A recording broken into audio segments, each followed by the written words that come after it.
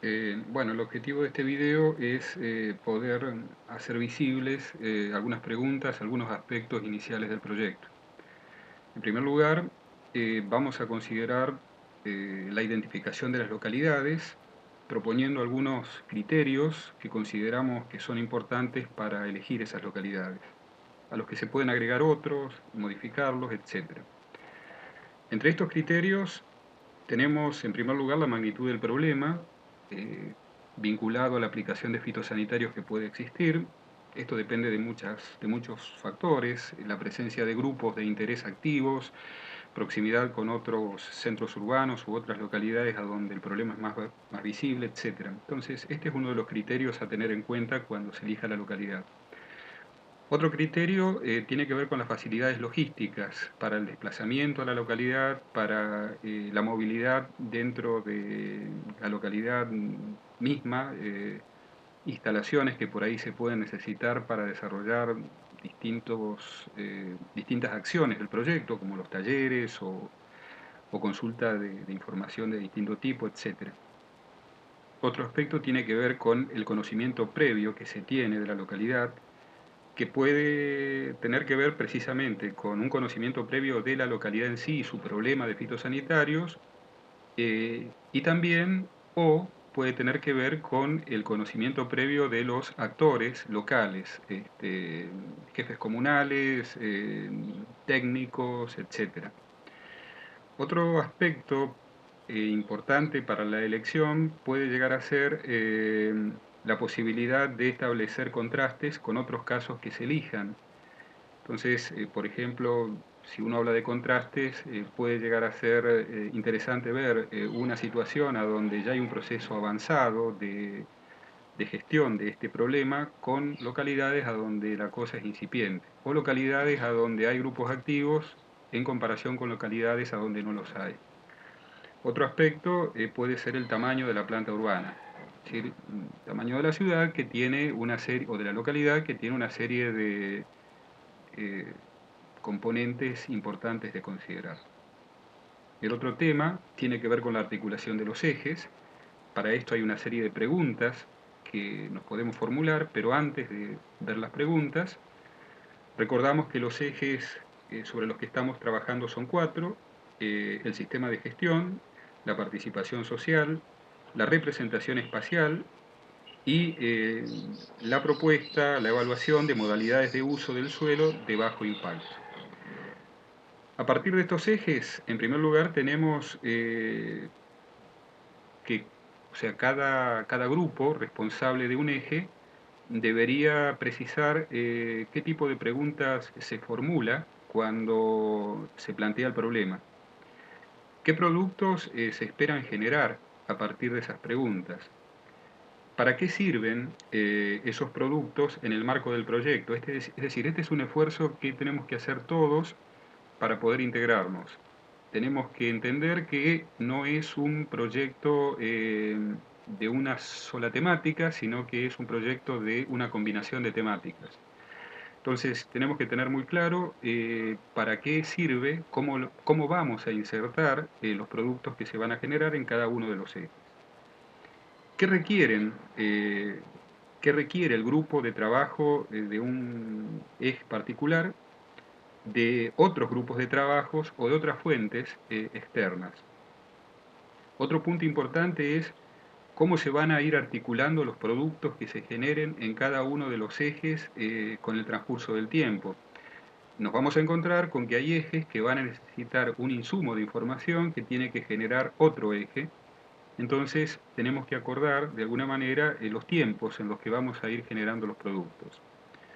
Otro aspecto muy importante que tenemos que ir conversando es en qué momentos entendemos que es conveniente que vayamos divulgando lo actuado. A mi juicio, y creo que lo hemos conversado bastante, esta cuestión de ir poniendo en conocimiento de la comunidad en distintos ámbitos de lo que se va haciendo es una parte muy importante de este proyecto. Con respecto a los ejes, empezando por el sistema de gestión, tenemos dos grandes objetivos: elaborar un modelo de sistema de gestión y elaborar un sistema local de gestión mejorado. Siempre hay un sistema local de gestión, Lo que nosotros estamos proponiendo es un mejoramiento de ese sistema. Un modelo de sistema de gestión tiene que ser capaz de cubrir todos estos aspectos. Tiene que ser capaz de recibir información con relación al problema que estamos considerando. Tiene que ser capaz de generar respuestas consensuadas entre los diferentes actores.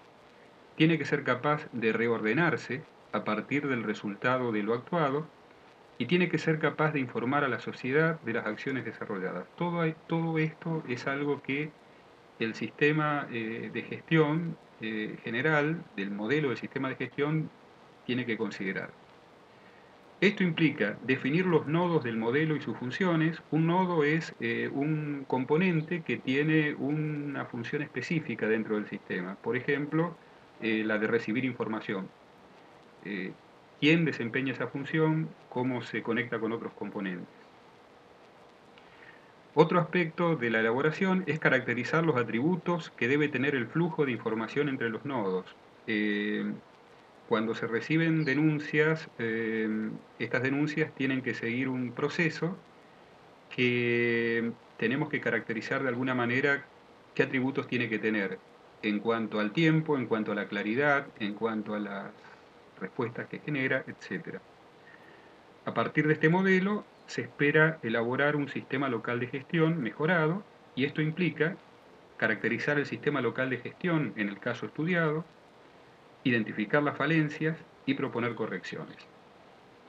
Esto que acabo de mostrar tiene que ver con, o puede denominarse como objetivos generales, el punto 1 y 2, y como objetivos específicos de cada uno de los objetivos generales, este, lo otro que hemos mencionado. Esto mismo debería desarrollarse en todos los ejes. Un esquema de este tipo entiendo que debería desarrollarse en todos los ejes. Con respecto a la participación social, tenemos los objetivos generales, que sería articular las intervenciones periurbanas con la receptividad social. Es decir, las intervenciones periurbanas pasan por definir áreas de riesgos, por proponer modalidades de uso de bajo impacto, controles más rigurosos, etc. Y lo que estamos diciendo acá es que esto tiene que estar integrado con la receptividad que la sociedad tenga con respecto a estas acciones.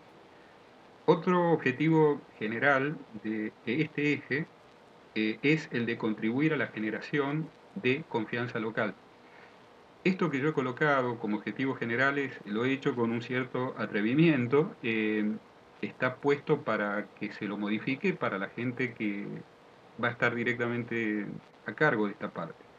Y los objetivos específicos están quedando por ser precisados o definidos.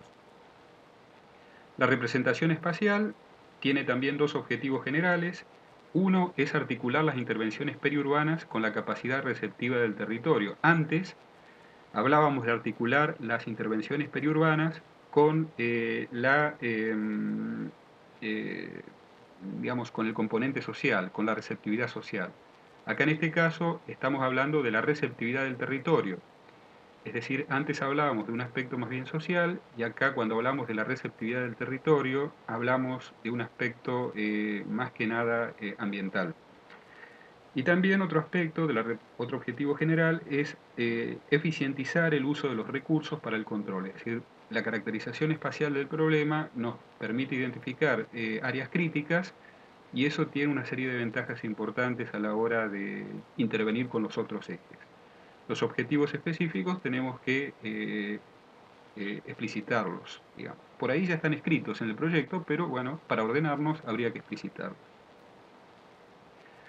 Con respecto a las modalidades de uso del suelo de bajo impacto, tenemos como objetivo general evaluar la factibilidad, por un lado, y promover alternativas culturales de bajo impacto a partir de las percepciones sociales que son evaluadas o son trabajadas en los otros ejes, y la zonificación, que es el producto de la representación espacial del problema. Y también para acá, para este eje, es necesario especificar cuáles son los objetivos específicos o cómo se logra lo anterior.